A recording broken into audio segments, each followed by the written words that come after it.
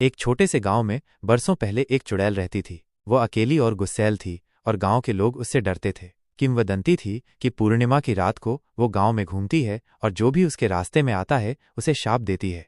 एक पूर्णिमा की रात गांव का एक युवक रमेश देर रात अपने घर लौट रहा था। रास्ते में उसे एक बूढ़ी औरत मिली। औरत ने उससे पानी मांगा। रमेश दयालु था, इसलिए उसने उसे पानी पिलाया।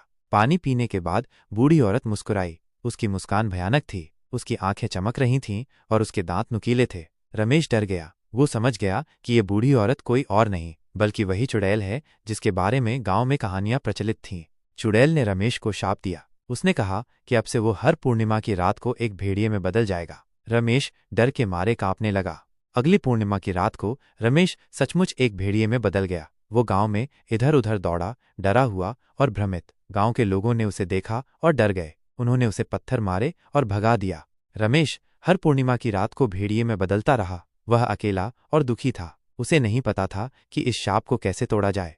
एक दिन एक साधु गांव में आया। रमेश ने साधु को अपनी कहानी सुनाई। साधु ने रमेश पर दया की। उसने कहा कि इस शाप को तोड़ने का एक ही तरीका है, उसे किसी ऐसे व्यक्ति से सच्चा प्यार मिलना चाहिए जो उससे बिल्कुल भी न डरे। रमेश निराश हो गया। उसे नहीं लगता था कि कोई उससे प्यार कर पाएगा, खासकर जब वो हर पूर्णिमा की रात को एक भयानक भेड़िए में बदल जाता था। लेकिन फिर गांव की एक लड़की राधा रमेश से मिली। राधा दयालु और निडर थी। उसने रमेश की कहानी सुनी और उसे उस पर दया आई। उसे रमेश से डर नहीं लगा, भले ही वो एक भेड़िया बन गया था। राधा ने रमेश की देखभाल की। वह उसे खाना देती थी और उसके साथ समय बिताती थी। धीरे धीरे रमेश को राधा से प्यार हो गया और राधा को भी रमेश से प्यार हो गया। एक पूर्णिमा की रात जब रमेश भेड़िए में बदल गया तो राधा उससे डरने के बजाय उसके पास गई और उसे गले लगा लिया। उसके प्यार के स्पर्श से रमेश का शाप टूट गया। वो फिर से एक इंसान बन गया। रमेश और राधा ने शादी कर ली और खुशी खुशी रहने लगे।